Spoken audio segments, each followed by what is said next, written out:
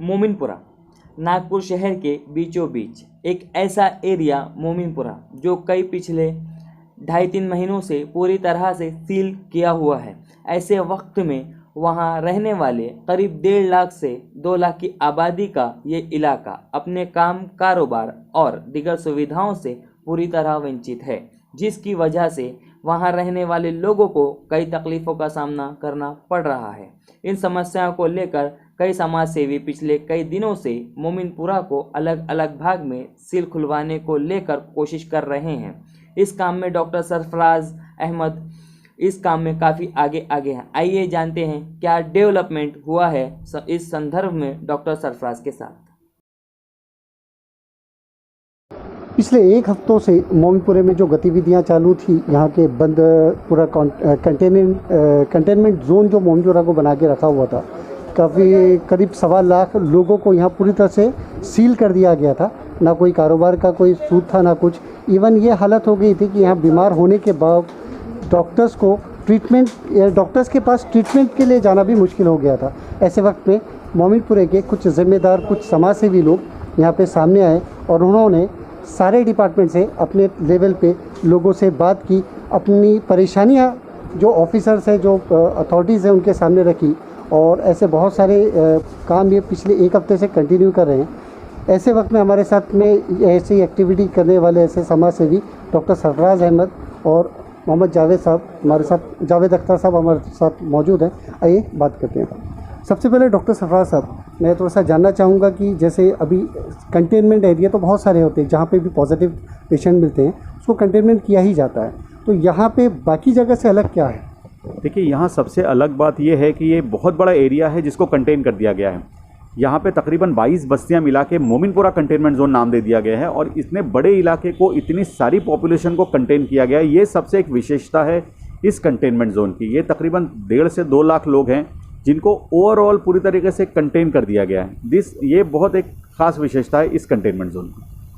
तो अभी क्या डेवलपमेंट, यानी इसमें क्या परेशानियाँ आई हैं और इसमें किस तरह से आप लोगों ने काम किया, वो थोड़ा सा मैं जानना चाहूँगा। देखिए, इसमें इतने बड़े एरिया को जब सील कर दिया गया है तो यहाँ से कोई बाहर निकल के अपना जॉब नहीं कर सकता। जो बाहर से यहाँ पे आकर जॉब करना चाहता है वो लोग नहीं कर पाते हैं। यहाँ पे जितनी दुकानें हैं, सिर्फ ग्रॉसरी की, ज़रूरी किराने की दुकान, मेडिकल स्टोर, दवाखाने, इनको भी 3 बजे तक शुरू है। उसके बाद में उसके अलावा सारी दुकानें बंद हैं। यहाँ इतना बड़ा मार्केट है मोमिनपुरा, जिसे कहा जाता है बहुत बड़ा मार्केट है।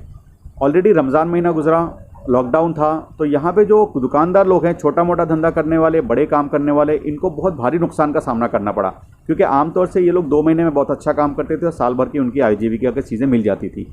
तो यहाँ से ओवरऑल फाइनेंशियली पूरी तरीके से, माशी तौर पे, व्यावसायिक तरफ से पूरी तरह से एरिया टूट गया था। यहाँ बहुत सारे लोग हैं जो ऑटो चलाते हैं, जो बाहर जाकर ऑटो चलाना चाहते हैं, उनके ऑटोज़ हैं, छोटे मोटे काम करने वाले हैं, तो इस तरीके के सारे लोग टूट गए थे।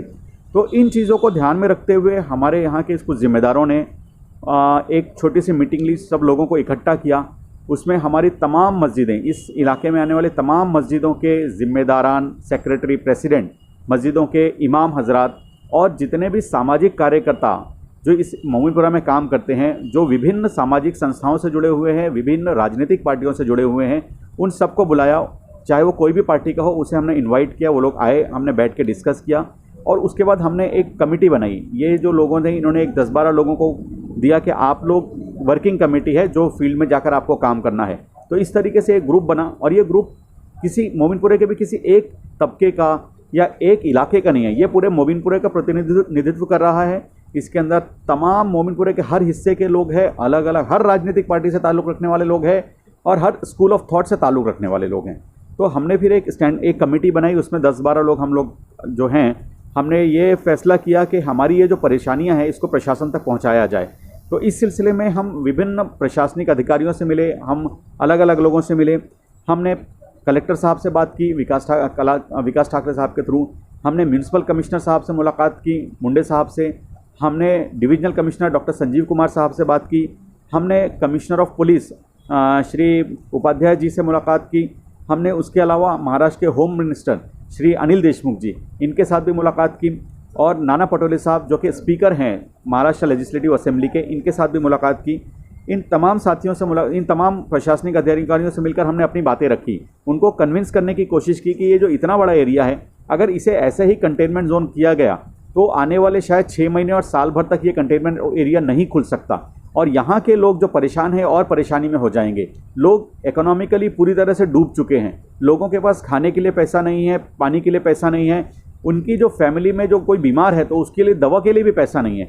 लोग बहुत परेशान हो गए, और आज तक इन तमाम लोगों को यहाँ के विभिन्न सामाजिक संस्थाओं ने, मस्जिदों के जिम्मेदारों ने, इन्होंने अब तक इन्हें मदद पहुँचाई है, और ये मदद अभी तक तो वही पहुँचा रहे हैं। प्रशासन की तरफ से कोई सुध नहीं ली गई है, सिवाय 5 किलो चावल के और कुछ नहीं दिया गया। तो इन तमाम परेशानियों को इन अधिकारियों तक हमने पहुंचाया। उसके बाद में कुछ अच्छी डेवलपमेंट हुई, पॉजिटिव डेवलपमेंट हम कह सकते हैं, कि उसके अंदर में मुंडे साहब भी इस बात पे तैयार हुए कि अगर ऐसा किया जा सकता है तो इस पर वर्क करके देखते हैं, काम करके देखते हैं। उन्होंने डॉक्टर सवई साहब से हमें मिलने के लिए कहा। डॉक्टर सवई साहब जो कि हेल्थ ऑफिसर हैं नागपुर शहर के, काफ़ी सुलझे हुए व्यक्ति हैं, वो भी हमने उनसे बात की, वो भी इस बात पे राज़ी हुए कुछ हद तक कि इस पे काम करा जाएगा। लेकिन आखिर में आकर यहाँ पर जो जोनल मेडिकल ऑफिसर और जोन के जो असिस्टेंट कमिश्नर है, ये लोगों ने हमें किसी भी तरीके से मदद नहीं की, किसी भी तरीके से हमें हेल्प नहीं की, और हमें ऐसा प्रतीत हो रहा है कि जैसे ये लोग इस कंटेनमेंट जोन को छोटा करने में बिल्कुल भी इंटरेस्ट नहीं ले रहे हैं। इसके बावजूद भी हम अपनी कोशिशों में लगे रहे हैं। हम वापस सवई साहब से मिले, उन्होंने कहा कि आप वर्कअप कीजिए और कैसे किया जा सकता है। तो इस समय हमारी सारी कोशिशें हैं, और अभी तक हमें ऐसा लग रहा है कि हम काफ़ी आगे गए हैं।